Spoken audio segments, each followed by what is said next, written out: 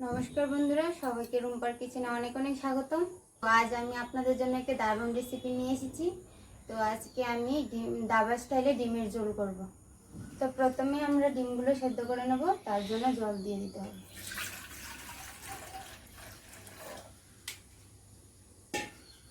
এখন চুলাটা জ্বালিয়ে নেব।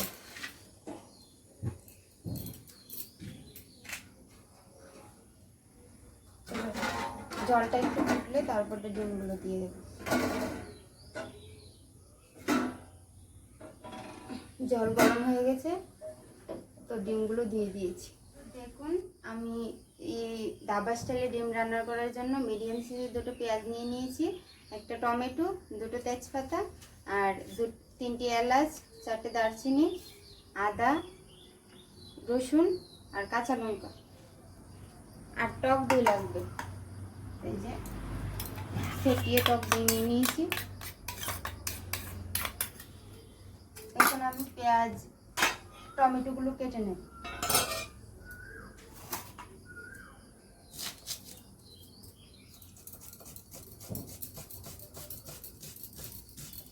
তো বন্ধুরা, আমার ডিমগুলো সেদ্ধ হয়ে গেছে।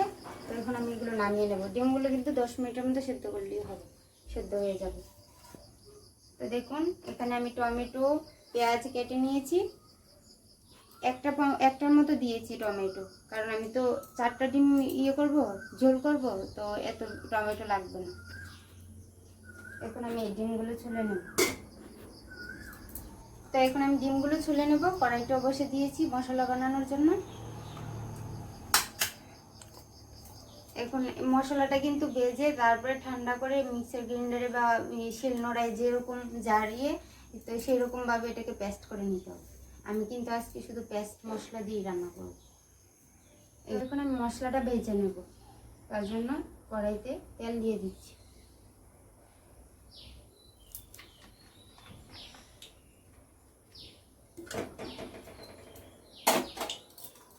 প্রথমে পেঁয়াজ কুচি দিয়ে দেবো। তেলটা গরম হয়ে গেছে।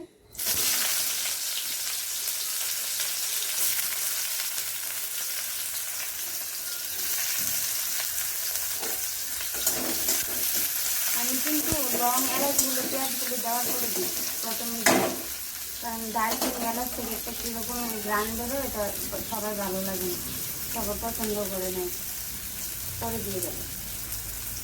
তেজপাতাগুলো পরে সম্বাসের সময় দেবো, এখন দেবো না।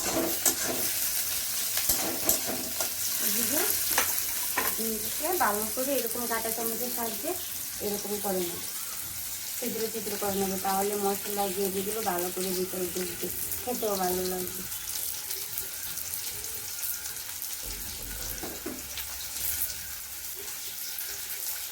এদিকে আমার মশলা হয়ে যাচ্ছে। এখন এটার মধ্যে আদা রসুনগুলো দিয়ে দেবো।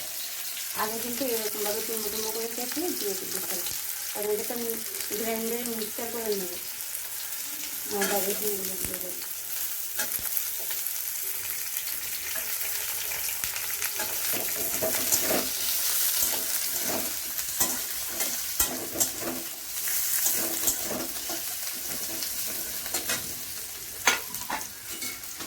ভালো করে এরকমভাবে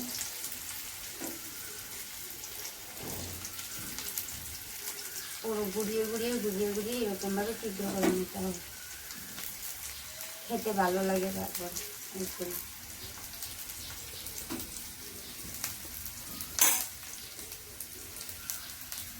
এখন আমি এগুলিকে নুন হলুদ মাখিয়ে নেব।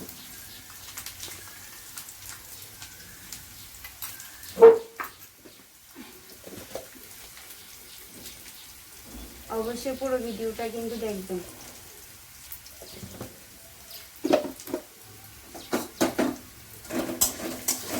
মশলাটা মোটামুটি হয়ে গেছে, এখন আমি টমেটোটা দিয়ে দেবো।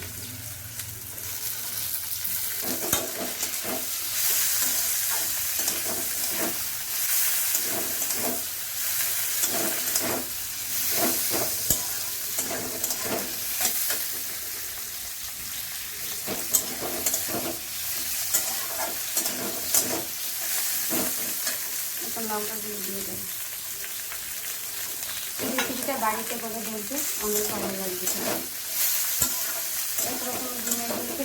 সবারই আর ভালো লাগে না, তো অন্য স্টাইলে করলে সেটা ভালো লাগে।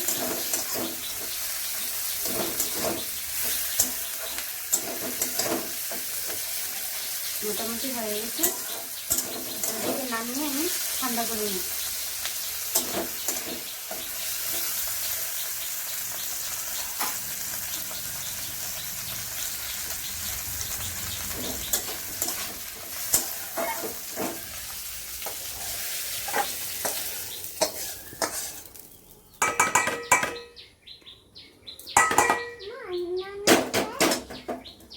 এইদিকে আমি ডিমটা ভাজি করে নিই। এখানে তেলটা দিয়ে দিয়েছি, তেলটা গরম হয়ে গেছে, এখন আমি ডিমগুলো দিয়ে দেবো। আস্তে আস্তে দেবে কিন্তু, না হলে তেল ছিটে উপরে পড়ে যাবে। ডিমগুলো কিন্তু ফেটিয়ে দেবে, এরকম করে ছিদ্র করে দেবে, না হলে কিন্তু গায়ে ছিটে পড়বে। এরকমভাবে যদি দাও তাহলে কিন্তু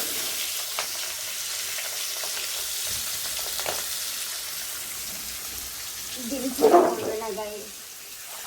হাতে দিয়ে নেব আমি।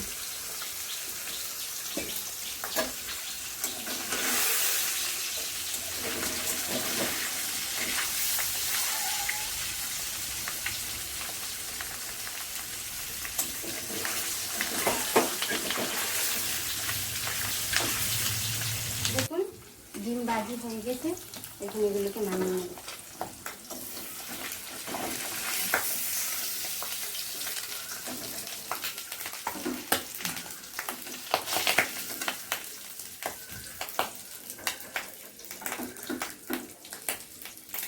মিক্সার করে নেব। এই যে দেখো, আমি এটাকে মশলাটা পেস্ট করে নিয়ে এসেছি গ্রাইন্ডার দিয়ে। কি সুন্দর হয়েছে দেখেছ? এটা দিয়ে রান্না করবো আজকে। তো আমার তেলটা গরম হয়ে গেছে, এখন দুটো তেজপাতা দিয়ে দেবো। পুরোনো আর কিছু দিতে হবে না, এটাই দিয়ে দেবো তেল।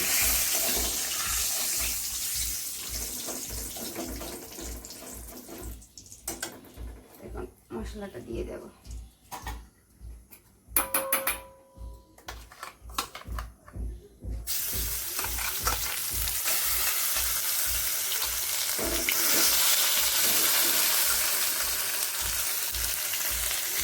আস্তে মিডিয়াম করে নেব। এরকম টাইমে লো করে নিয়ে ভালো, নাহলে মশলাটা পুড়ে যাবে। মশলাটা পুড়ে গেলে খেতে ভালো লাগে না।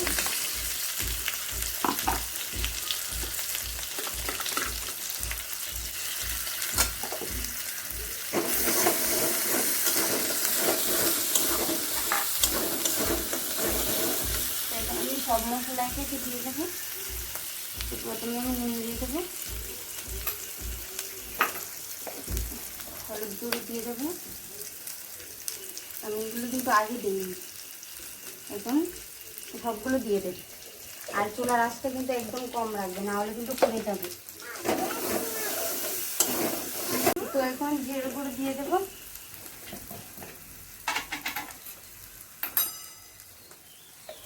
এই যে এতটুকু দিয়ে দেবো। আধা চামচ দিলেই চলবে, কারণ গরম কম মশলা দিয়ে খাওয়াতেই ভালো। এটা কিন্তু কম মশলা দিয়ে ভালোই লাগে, খুব ভালো লাগে খেতে। বাড়িতে ট্রাই করে দেখবে।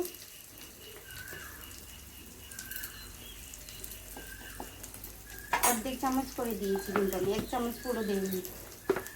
আমি যেহেতু কাঁচা লঙ্কা দিয়েছি, তো লঙ্কা গুঁড়ো অল্প দেবো, বেশি দেবো না, কালারের জন্য শুধু দেবো।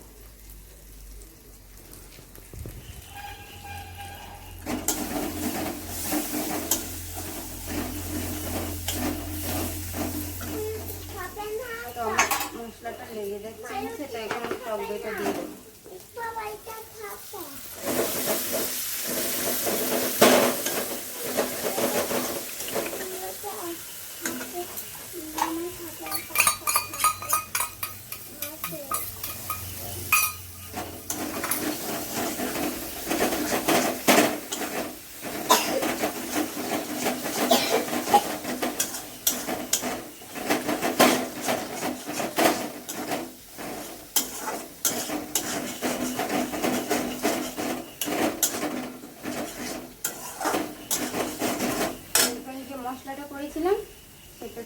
জল দিয়ে ভালো করে এটাকে মিশিয়ে দিয়ে দেবো জলটা।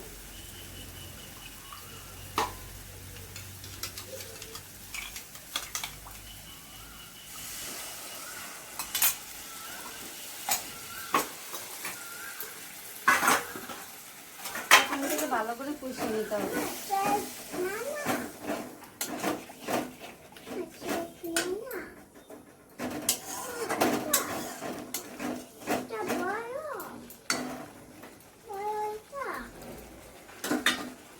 রান্নাটা যদি ভালো লাগে অবশ্যই লাইক করবে, শেয়ার করবে আর সাবস্ক্রাইব করে দেবে আমাদের চ্যানেলটাকে।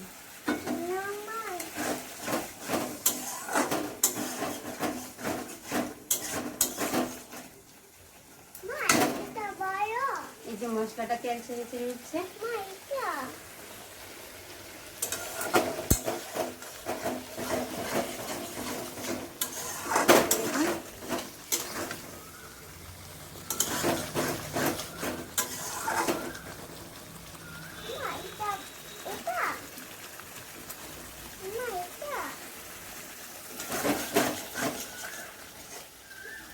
এখন ডিমগুলো দিয়ে দেবো।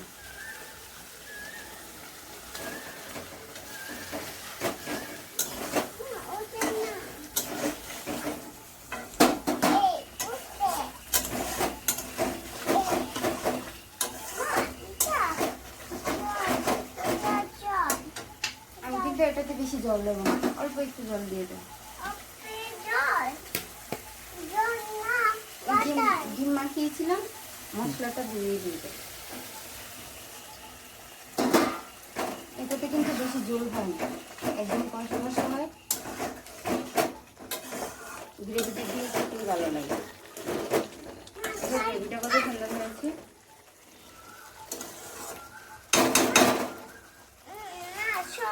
ফুটে উঠেছে, আমার রান্না কিন্তু মোটামুটি কমপ্লিট।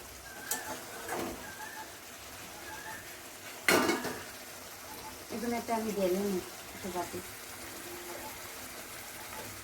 হ্যালো বন্ধুরা, এখন আমি ডিমটা ঢেলে নেব।